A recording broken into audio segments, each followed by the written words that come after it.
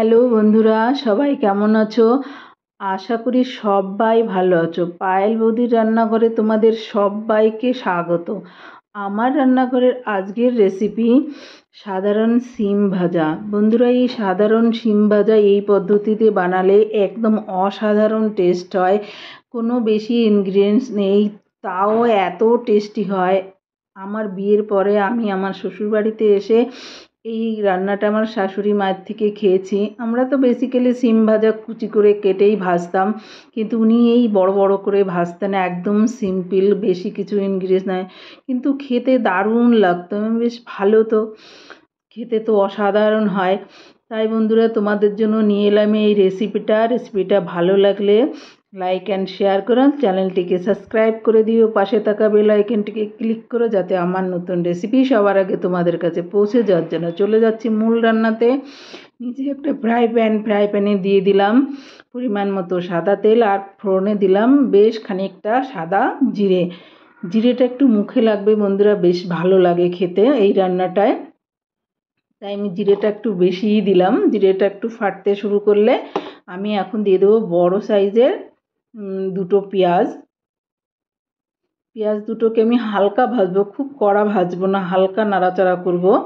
এটাকে খুব বেশি ভাজলে লাস্ট অবধি পেঁয়াজটা পুড়ে যাবে, তাই আমি খুব বেশি ভাজবো না। দিয়ে দিলাম অল্প হলুদ, যাতে পেঁয়াজটা একটু ভাজা হয়, একটু কালার আসে। দেখো, হালকা নাড়াচাড়া করে নিচ্ছি বন্ধুরা, খুব বেশি করব না। আর আমি এখনও নুনও দেইনি, নুনটা আমি একদম পরে দেবো। আর এখন আমি দিয়ে দিচ্ছি সিমগুলো। দেখো, আমি সিমগুলো কত বড় বড় করে কেটেছি। আমার শাশুড়ি মাকে দেখতাম এরকম বড় বড় করে কেটে ভাজতো, দারুণ খেতে লাগতো। তাই আমি ভাবলাম সাধারণ রেসিপিটা বানাই, একদম দারুণ খেতে হয়। রুটি, পরোটা, ভাত সব কিছুর সঙ্গে খেতে পারো। সবথেকে বেশি ভালো লাগে আমার গরম ভাতে, প্রথম পাতে দারুণ খেতে হয়। এখন আমি দিয়ে দেবো সিমগুলো, আর এইভাবেই পেঁয়াজগুলো কম ভাজার মধ্যেই দেবো, সিমের সঙ্গে আস্তে আস্তে ভাজা হবে, আর এটার টেস্টটাও দারুণ হয়, পুড়বে না পেঁয়াজটা। আর এখন দিয়ে দিলাম পরিমাণ মতো হলুদটাকে নাড়াচাড়া করে মিশিয়ে নেব, আর দিয়ে দিলাম পরিমাণ মতো নুন। এখন এই নুন আর হলুদটা ভালো করে এই সিমের সঙ্গে মিশিয়ে রান্না করব, আর একটু জল ইউজ করব না বন্ধুরা। তাই আমি একদম মিডিয়াম আঁচে এটাকে রান্না করব, একদম মিডিয়াম নাড়াচাড়া করছি আমি এখন মিডিয়াম আঁচে, আর একদম ঢাকা দিয়ে দিয়ে সিম আঁচে রান্না করব পরে। দেখো, আমি সব কিছু একসঙ্গে মিশিয়ে নিচ্ছি, ভালো করে মিশিয়ে দেবো এই নুন হলুদটার মধ্যে। কারণ বেশি তো ইনগ্রিডিয়েন্টস নেই, কিন্তু দারুণ খেতে হয়, দারুণ। আগের দিনের মানুষরা খুব বেশি মশলাপাতি ইউজ করতো না, কিন্তু খেতে কিন্তু অসাধারণ লাগতো। না আমাদের মতো ধনে পাতা ইউজ করতো, না চিনি ইউজ করতো, তবু বেশ দারুণ হতো খেতে। আর দিয়ে দিলাম অল্প লঙ্কার গুঁড়ো। এটা তোমাদের স্কিপও করতে পারো, ভালো লাগলে নাও দিতে পারো, কিন্তু একটুখানি দিলাম, কালারও আসবে আর ঝালটাও হবে। আমি কাঁচা লঙ্কাও ইউজ করব পরে। দেখো, আমি এখন ঢাকা দিয়ে 5 মিনিট রান্না করে নেব সিম আঁচে। আবার খুলে নাড়াচাড়া করে দিচ্ছি, ভালো করে মিশিয়ে নিলাম উল্টে পাল্টে এটাকে, সিম আর ওই পেঁয়াজের সঙ্গে মশলাটাকে। এটা আমি ঢাকা দিয়ে আবারও 5 মিনিট সিম আঁচে রান্না করে নেব, কারণ এটা আমি জল ইউজ করব না, তাই ঢাকা দিয়ে দিয়েই রান্না করতে হবে। দিয়ে দিলাম 6টা কাঁচা লঙ্কা।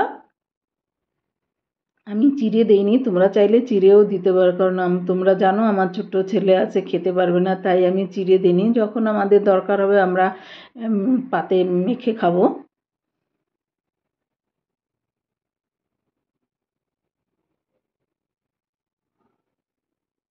ব্যাস এইভাবেই এটাকে আবার ঢাকা দিয়ে রান্না করব বন্ধুরা। এটাকে আবারও ঢাকা দিয়ে 5 মিনিট রান্না করে নেব।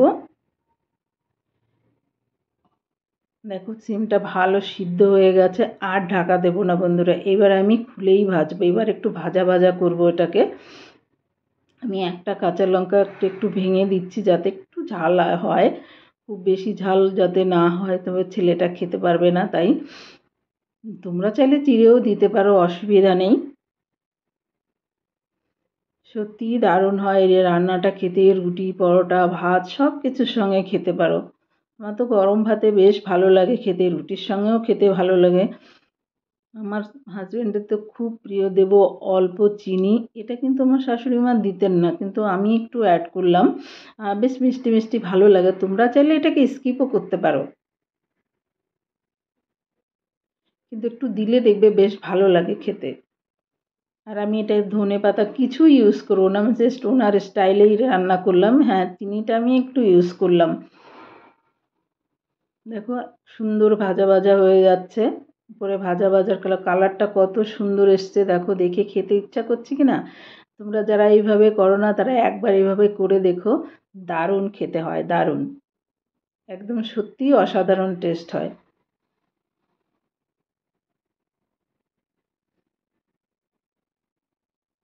দেব অল্প ভাজা জিরে গুঁড়োটা, অল্প।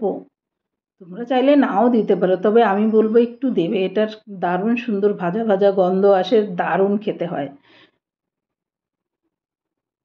এটাকেও নাড়াচাড়া করে সব কিছুর সঙ্গে মিশিয়ে নেব। আমার রান্নাটা একদম শেষের দিকে। কত সুন্দর কালার এসছে দেখো, দারুণ খেতে হয় বন্ধুরা এটা। প্লিজ একবার ট্রাই করে দেখো আর আমাকে কমেন্টসে জানিও তোমাদের কেমন লাগলো রেসিপিটা।